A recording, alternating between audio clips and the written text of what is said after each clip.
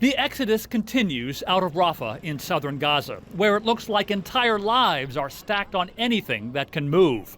An Israeli drone strike Tuesday killed nearly 24 people in this tent encampment for displaced Palestinians west of Rafah and left behind devastated relatives and stunned survivors. We came and found about 6 to 7 of these body parts, my 4 cousins and some of their husbands and children. People are settled here and they are safe. They have nothing to do with anything. By all accounts, Israel's assault on Rafah has increased both from the air and the ground since the deadly airstrike on Sunday on a tent encampment that Israel called a tragic mistake.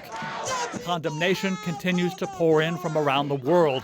On Tuesday, demonstrators clamored for an immediate ceasefire outside the White House.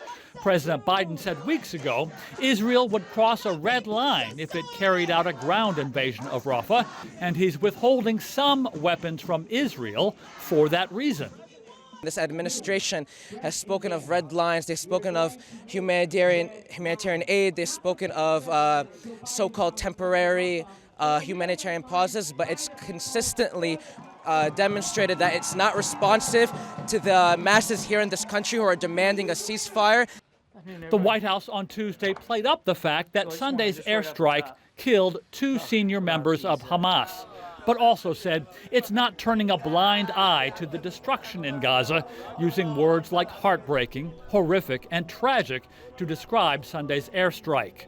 And while the administration continues to insist an Israeli invasion of Rafah is not warranted, it's also not changing its policy, diplomatically or militarily, towards Israel. But everything that we can see tells us that they are not moving in a major ground operation in population centers in the center of Rafah.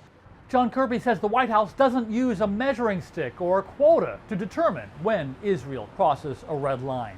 Kirby also said the U.S. is concerned Israel is becoming more isolated on the world stage.